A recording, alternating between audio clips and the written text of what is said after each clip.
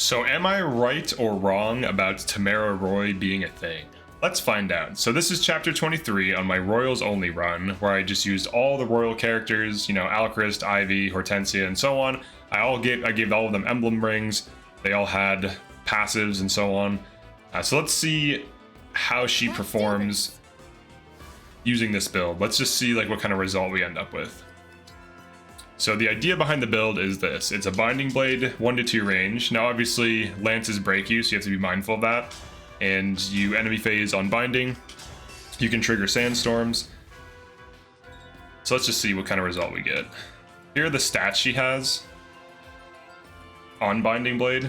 It's a pretty good weapon. It has 14 might and it's lightweight. 1 to 2 range gives you defense res plus 5. And with resolve, when that triggers, she'll be defense res plus 7 more. So let's just see what she can accomplish here. Catches a freeze, fine. Alright, first enemy. Alright, we get a sandstorm crit. Now a sandstorm would have killed there, otherwise she would have put it at like 10 health. Alright, this enemy she sandstorms, kills. Now at 35% chance, I think that the chance to see a single sandstorm when doubling is roughly a little bit more than 50%, so it's a little bit more consistent than it seems. And these things she won rounds on might, so she has speed plus 5 and resolve. Binding blade also has 20 crit, so you have crit chance, you have sandstorm chance. There's a big sandstorm there for 43. So she killed 4 enemies in a single enemy phase. Ooh, she double sandstorm. I'm sorry, she killed 5 enemies in a single enemy phase. She's at half health. On Roy, who's not known for mitigating damage. She can kill this. Alright, so now what's gonna happen here is if I don't kill this axe. So here's what I would do in this situation. I would heal her and have her do this. Well, let me check the weapons first. Steel Great Lance, Flame Lance. Alright, we'll try Javelining. These are Great Knights, so it's kind of suspect, but we'll try it anyways. I basically need to Sandstorm here, and hopefully we dodge as well. Dual assist. Alright, we got hit. It's unfortunate. So she will get killed by this, unless she Sandstorms. This is a Great Knight, has high defense, so she'll deal like chip damage to it. Same thing with the other enemy. Now usually you have healers. You have like heal units that heal, you know, and you can heal her or whatever. But I'm kind of like stuck in this weird position. I could Fencelar. I have to crit. Alright, we'll just stay on Binding Blade and kill this. There we go. Get a break. Now she's gonna get broken if she gets hit, so let's just see what happens.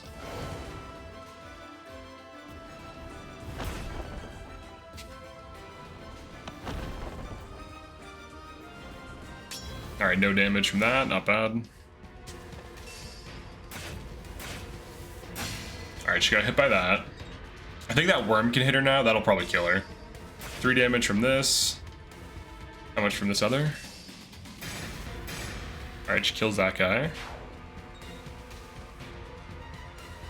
Freeze. I think she's in worm range. Yeah, the worm kills. Oh no, she dodged. Oh yeah, she has holdout too. That's right. Yeah, you do have holdout. So she dodged. So she tanked quite a lot already. This is just deploying. This is literally just like a Timerra solo at this point. Like she's just sitting here fighting all these things. Now, if this thing hits me, I'm going to take a ton of damage. It hits really hard. It hits through armor too. So, all right, let's get you out of here. You can go run over here. It might attack a Lear, whatever. I just want to see how far I can take this. This is chapter 23. Everyone knows it's a hard map. That guy keeps freezing her. Alright, 16 damage break. Now, if I was playing normally, I would be killing those great weapons and, like, healing her and stuff and supporting her. I wouldn't just have her out getting attacked by everything on the map. Alright, so that thing triggered holdout because it hits through armor, so put her at 1 HP. But she still did tank all those other enemies. She still tanked 3 attacks this turn at low HP, and one of them was an armor ignoring attack. But obviously I can't keep tanking this because it's gonna keep hitting like 43 damage. So in a normal situation, this would not even be alive, and she could easily be tanking this whole flank, as you can see. The only thing that's really giving her trouble is the great weapon and this thing, but this would give most tanks trouble. So that's not bad. And then if she heals or gets healed, really she should be getting healed and killing. Let's just see what happens. I just want to see how long she survives. She's already killed more than enough things to prove that this build is S tier, I think. She's already tanked really highly. The only thing giving her trouble is really a monster that just hits through armor that wouldn't be killed like in the first turn by other units. So, but let's see. Maybe she dodges it. Who knows? If she triggered Sandstorm on that, alright, she dodged that. If she triggered Sandstorm, that would kill that. The Great Knight. She gets broken by the Flame Lance Paladin. Oh, I could have switched her to Fensalar. Alright, she gets hit by that again. That pretty much will put her at 1 HP no matter what, unless she's at like 50. So outside of that worm, she basically can hold down in half the map. Outside of one worm. So that's the other half of the map coming over here right now. But you could have like your team fight this, kill this worm, then she could literally hold down this entire side with maybe a physic or a healer, like a Hort just healing her. That's it. That's all it takes. So that's pretty insane.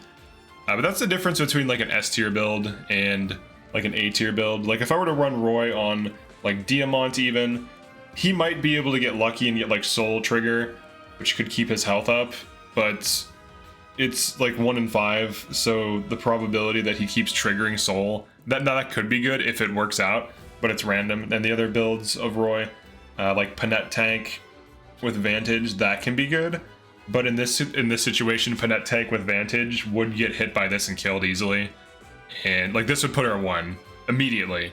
And then as soon as one thing hits her, it could be like this Flame Lance, it could be any number of these, you know, any ranged enemies. I think there's some more approaching, but anything that attacks her at range would kill her. So there's like pros and cons. There's also these things. These are about to attack at range. Oh, and even in the opening, like let's look at the opening. If this were like a Panette Vantage, the opening enemies are ranged and on axe, or I'm sorry, and on swords. So like first she needs to get her health low, right? And the opening attack would be a break, followed by this, and she'd probably be dead immediately. Because she doesn't have nearly as high of defensive stats. Even if you were to use Talismans and Draco Shields on Panette, on Warrior, she would not have as high of defensive stats. You could run Resolve on her, but she's also slow, so she gets doubled. So she get doubled by this, she get doubled by these. So like when I'm comparing these builds, it's not because this is the unit I like. It's because this unit gets results other units don't get. Because she's a fast tank. Now, could I run something similar on Alir? Maybe, but Alir's base defense is not nearly as high. So these stats, this Alir actually has pretty decent stats for defense and res. You could arguably run this on Alir. 25 strength. Divine Dragon's on a bad class. So like if I ran this on Alir and gave Alir 3 Draco Shields, Alir's at 29 defense, so that's still lower than Timerra by 2. I think she only had 2 Draco Shields though. I can't remember if there's 2 or 3. I want to say she only had 2. I think I used some on Diamant, because Diamant's my main tank on this run. Yeah, in this run, Diamant is my main tank. I think I used Talismans and Draco Shields on him, and I think I used 1 on each. They both got, Diamant and Timerra both got a Talisman and Draco Shield. This is also fixed growth. Yeah, because he's my main tank on Ike, and she was an off tank on Erica that turned out to be a main tank when you run her on Erica. I can demo that really quick, just like so you can compare the builds. The Erica build, you get gentility at all times, and you just run lances, but you can get broken by axes. And you can switch to sword. You can also use Sieglind to 1 round at 1 range, any corrupted, because it does insane damage. So let's just change emblems for a demo. Yeah, because he's my main tank, so I used some things on him. His res is very low, so even though He did get a talisman. Pretty sure he got a talisman or two. At least one. Alright, so let's run her on Erica. This was her main build. I just unlocked Roy for her. The actual Roy build, I'd probably rather have Gentility. And it might even be better to run Gentility with Resolve Plus for the Roy build, not even use speed. And just have Roy give her speed. Alright, so we can do this. So I can 1-2 range with Javelin.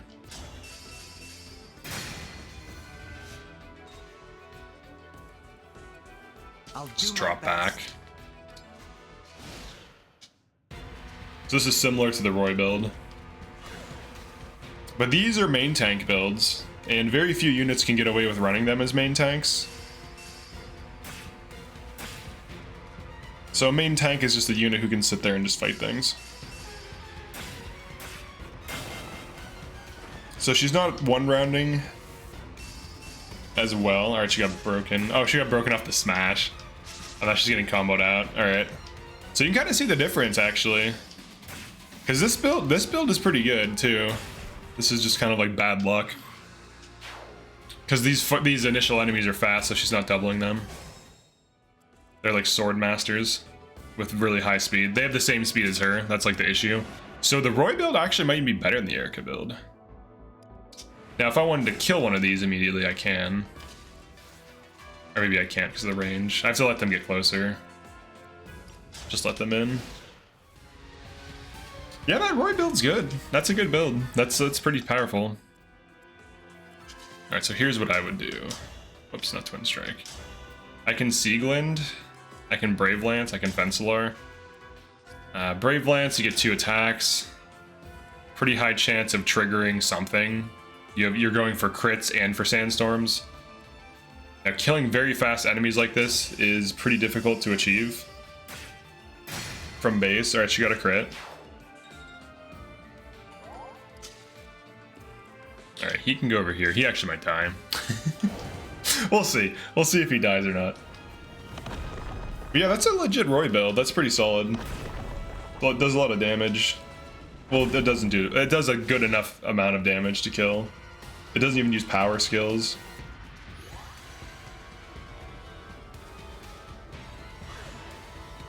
I want to see like if Kagetsu Hero could do that. I'm curious about that. That might be good. Alright, there's a Sandstorm for 29. Now she wants Resolve triggered because that boosts her Sandstorm damage. So she actually wants to be at like 75% HP or lower.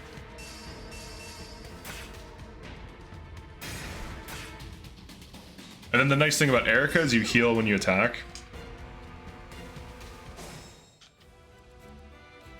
Ready for a fight.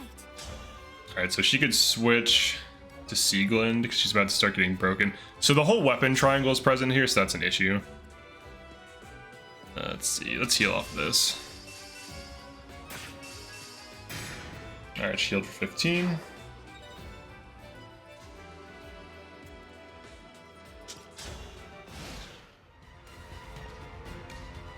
The Roy build might even be better than the Erica build. Seems to be more sustainable. She needs a trigger there to kill. These things, that's the problem with like some of these tank builds. Like with Ike tank, you get that huge damage reduction, so she gets killed much sooner on Erica here. So it looks like from chapter 23 onward, her Erica build can only off tank. But the Ike build seems to be able to main tank pretty well. Now she still is tanking quite a lot, but the issue with this map in particular is that there's tons of great weapons everywhere. So that kind of hits through the high defense builds for the most part. Like she's still taking good enough damage from these that when enough hit her, she dies. And obviously these mages didn't die.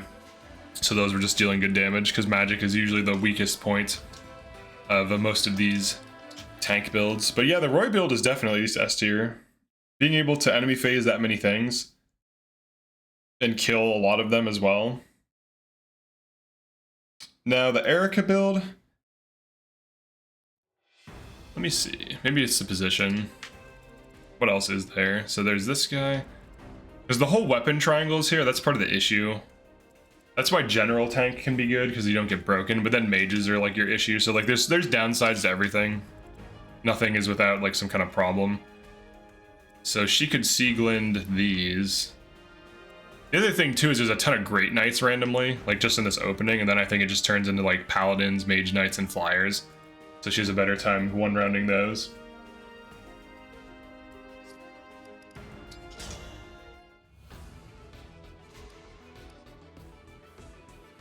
Alright, cool. Ready for anything. Alright, let's try enemy phasing these.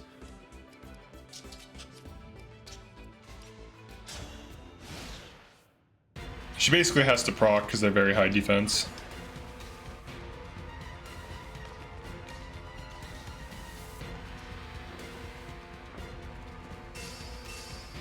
Alright, 1 damage from that.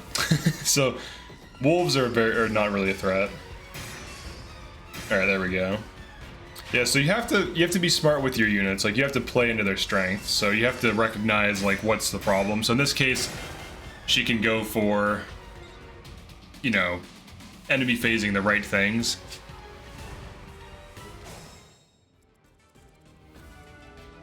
Now, the Erica build is more, like, player phase oriented, I would say.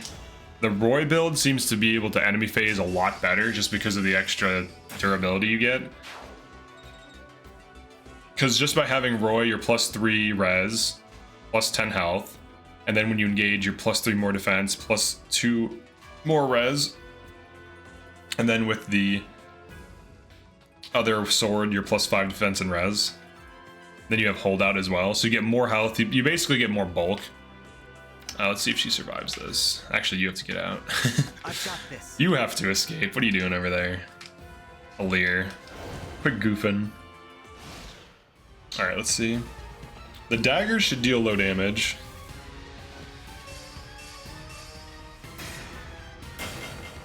There's a lot of great weapons on this map. This map, I would main tank with an Ike tank. That would be safest.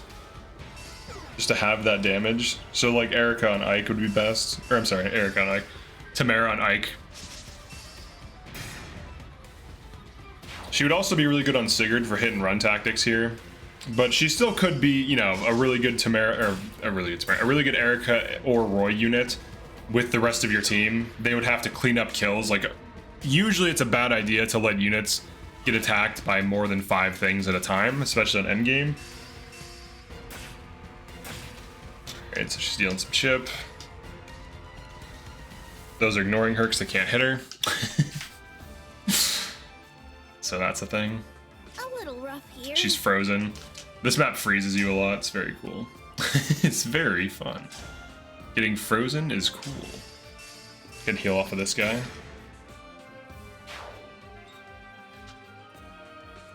This usually dies in the opening turn, so that shouldn't even be alive, really.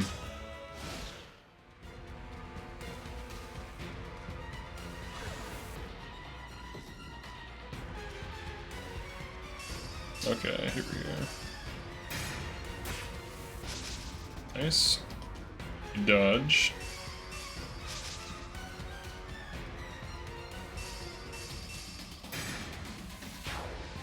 She's still holding, like, she's just tanked 3 enemies there. Let's see if she dodges this. Alright, that hit her. That should be dead though, but yeah, you get the idea. You would kill that in your opening turn with other units.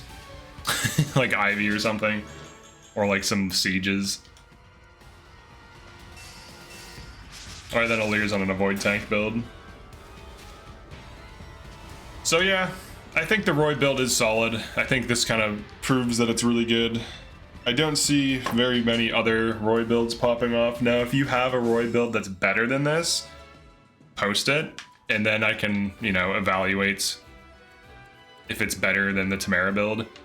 But I think the Timerra Roy is one of the best Roy builds in the game currently. I think maybe people just don't understand how it works. Maybe they don't know what it's supposed to do. But if it's better than the Timerra, or if it's better than the Erica build, which is already really good, that's insanely good. Like, that's very good. Being better than something that's proven to be really strong is pretty crazy. Now, if Timerra attacks these, so let me go over something too to clear up some things, because I'm sure. All right, so let's say, so these like Great Knights, right? So the way Timerra kills these with this build is with Lunar Brace with this weapon. Also, this usually kills most things because it's effective corrupted. But this plus Lunar Brace plus when attacking high armor targets pretty much guarantees they die. So you can also switch her weapons. So that's something I can't do. When you have other teammates, other units around, she can go one round this on this, and then if I need to switch her onto Javelin or Fencelar, I can do that.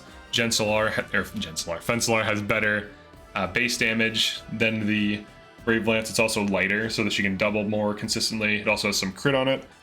Both do have crit on it, but this is more likely to double. So, yeah, I mean, being able to tank this many enemies for this long is pretty good. It's very... Unless you're doing some kind of weird solo run, this is abnormal. You would not allow a unit to get attacked by like 7 things. This is just like benchmarking it, I guess, like just seeing how much it can handle before it falls apart. And the Roy build lasted longer, and this is already a good build that one rounds consistently, enemy phases like 3 to 5 enemies fairly easily. Now obviously these great weapon enemies are kind of giving her trouble, but I would shoot these down with flying like Mulagir and stuff like this, or Astra this, for example. I could have a unit Astra that in the opening turn. Get rid of that. We kill this. This is out of the picture. You would remove the threats to enable your tank to tank better so that it can put chip and kill things, then the rest of your team cleans up. So that's like the main use case. So she can do this on Ike, she can do this on Roy, she can do this on Erica. But that's pretty much it for this one. I just wanted to go over why I think this is a really good unit. There are other units who could potentially fill this role, like Kagetsu on certain classes. It depends on the bases of those classes. Like Kagetsu Hero might be a thing. I think Hero has decent defense. I would have to look at the bases. Basically, as long as you have good defense and res and speed, if you use talismans and Draco shields on a unit, they can pop off. Now, the only thing Kagetsu doesn't have that Timerra does is Sandstorm. And it doesn't seem like a big deal, but even if Kagetsu is, let's say, 2 to 4 strength higher than Timerra, Sandstorm damage is insane because it calculates off of defense. And if you're scaling your defense through all these passives and through your Emblem Ring, she basically has 38 strength, right? But it's 150% of that. So at 40 defense, she is hitting with 60 strength. So and at 50 defense, you're hitting with 75 strength. So if you get her defense up really high, whenever she sandstorms, it's insane damage. And it can also crit too. So like you can turn like a 5 damage javelin into a kill against like an enemy Great Knight on enemy phase, for example. So the fact that she is fast, has good bulk, and has sandstorm makes her one of the best tanks in the game, if not the best tank in the game. Because she has so many builds she can use. She has this unique ability no one else can use. If you could put Kagetsu on Picket, he would be better than her. But no one else can go on Picket. So she has this unique class that's absolutely insane. That I think is kind of undervalued by some. But a lot of people have come to the light on this. But this result, like even on this Erica result, this is decent. But the Roy result is pretty good. So yeah, that's it for this one. Peace.